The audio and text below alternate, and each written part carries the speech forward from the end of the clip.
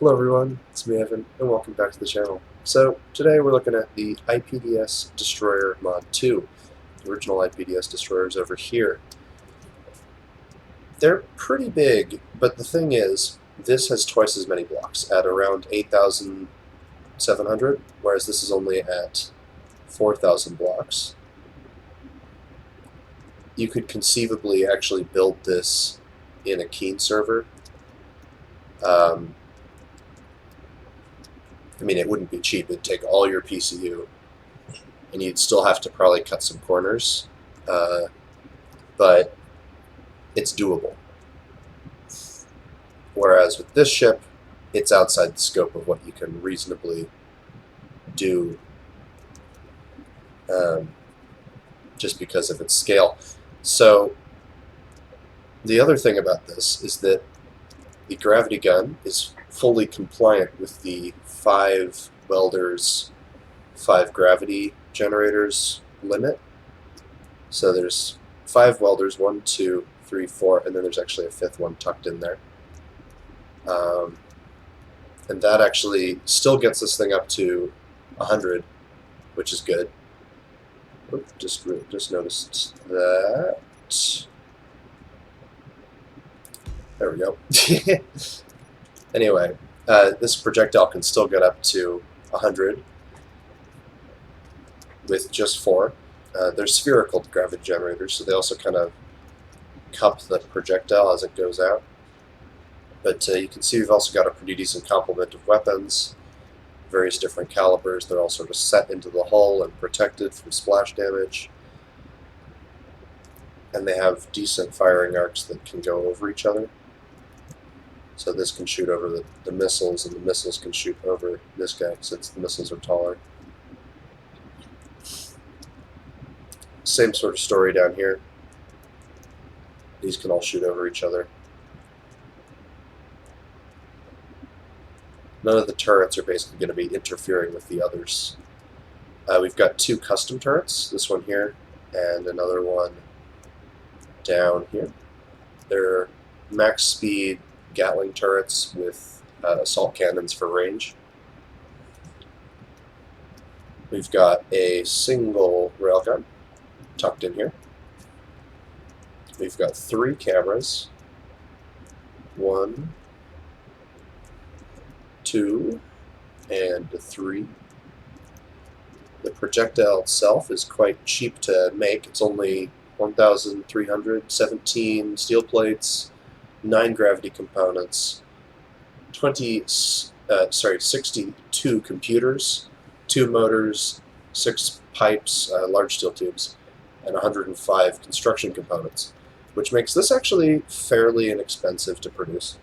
I have enough materials on board the ship to actually do 20 of these. That all fits in the magazine. If we start going inside here, you can see we've got a protected box for the reactor. I believe if we go this way, this protected box here is for the jump drive, and then we've got our big old magazine in there.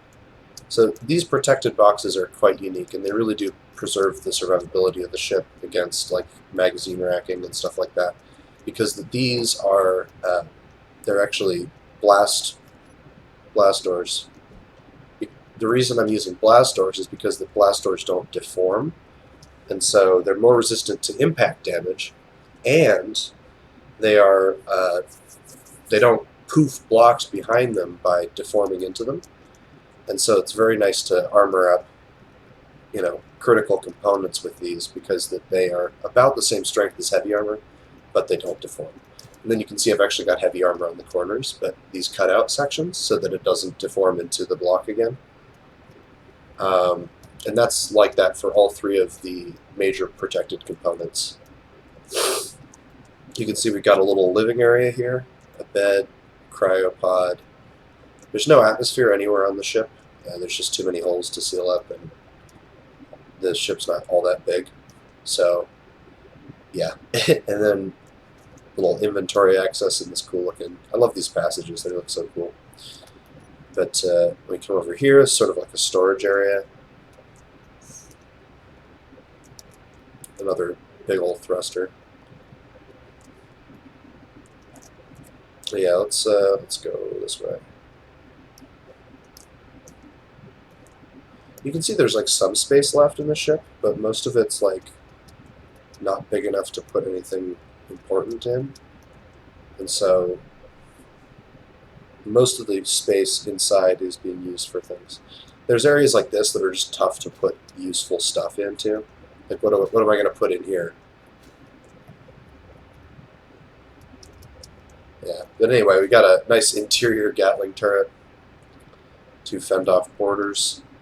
Let's get up to the bridge here. Oh, I should mention while we're here, there is a secondary emergency bridge right here. So to get to the bridge, you go up this staircase, continue on, and up these stairs, and now you're on the bridge. So the bridge is right over the magazine, so it's actually the armor on top of the bridge is sort of additional armor for the magazine. You are armor for the magazine. Basically, if the magazine gets taken out, you probably are already dead. So, big whoop. This is, the whole ship's actually fully loaded up, so if I go to the inventory, you can see all the guns are loaded, and there's our magazine with enough stuff to produce 20 gravity gun rounds. We've got lots of ammunition for various different things. I should add, I'm going to add more artillery shells just to, never mind, you can't access from here. Anyhow, you can see everything's loaded up. We got ice, we got all kinds of stuff, and even so, it still pushes out some pretty decent acceleration, especially forward. And it's got some decent deceleration burn. You can see it's actually got a lot of side-to-side thrust with these big thruster banks. And it's actually got better side-to-side thrust than the old IPDS Destroyer. Speaking of, let's sink around into that thing.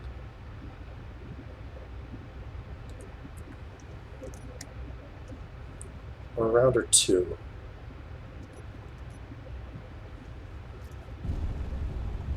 So the front of the ship is armored, but that's not going to matter all that much. And firing. You could see those blast doors just go completely stupid. Ooh, let's sink one through the, oh. We've got some, that's right.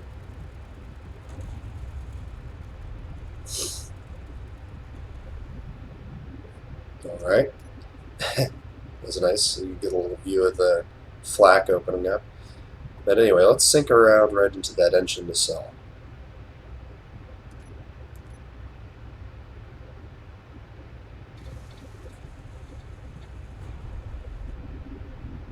Bland.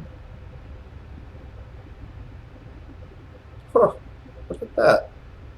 The hydrogen tank survived. I wasn't expecting that. Send another round in. There it is. That's what I was looking for. So one of the differences between this old destroyer and this new destroyer is that this new destroyer has significantly better compartmentalization and damage reduction features. So this never happens. This is not something that would happen to the destroyer, to the new one. Whereas with this old destroyer, you can see a single shot chain explodes the hydrogen tanks, and basically just completely cuts out half of your thrust pretty much instantly, and really chops off a lot of your sort of, or at least disconnects a lot of your defensive weapons, which will very soon run out of ammo. Whereas with the new design, you just don't get that. It's like if we do some counter battery fire here, I think the gravity cannon should still work on this thing. That's one thing this thing really does have going for it, is that the gravity cannon is extraordinarily resilient, and I've hardly ever had it to the point where damage actually causes it to have issues. Oops, that's not great. Okay, let's just fire.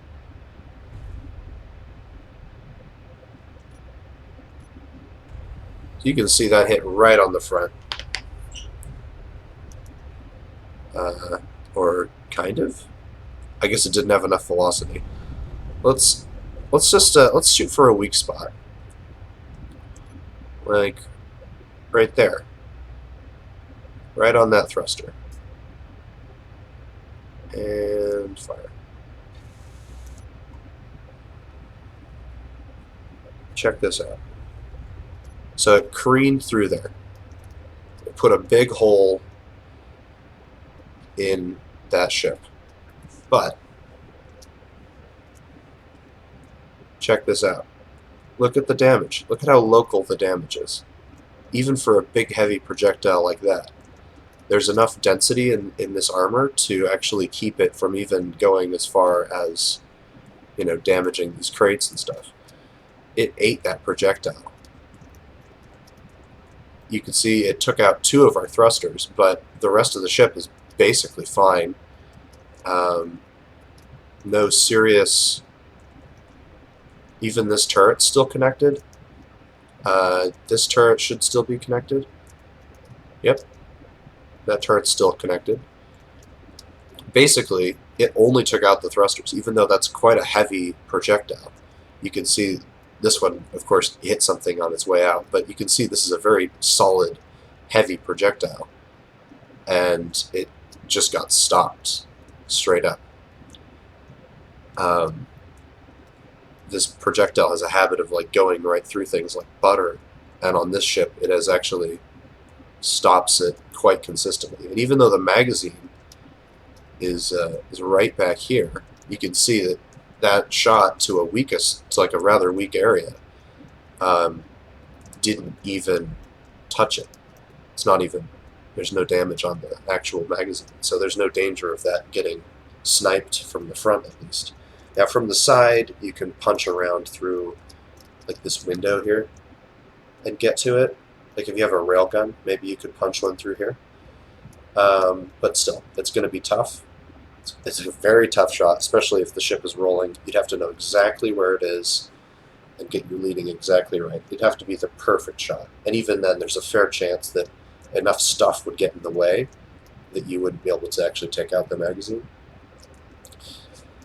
But yeah, you can see how the compartmentalization and the lack of large hydrogen tanks sitting behind thrusters, you can see how this is really helping the durability of the ship. And basically everything else is up and running. You've lost some forward thrust, but you've still got, or some backwards thrust, I should say, but you've still got half of it left. Your side to side is near enough unaffected. Nothing major has been cut off. You're basically fine. There's a whole bunch of course, space in this front sort of half of the vessel, so basically right about where the railgun stops inside there. Forward of that is basically non-critical. You could get basically everything chopped off from the front, like from here forward, and the ship would still be operational because all the thrusters are here in the back, all the major machinery spaces are still in the back, the reactors are still very well safe, hidden away. So overall, this is a durability increase, it's a cost reduction, and creates quite the nice combination.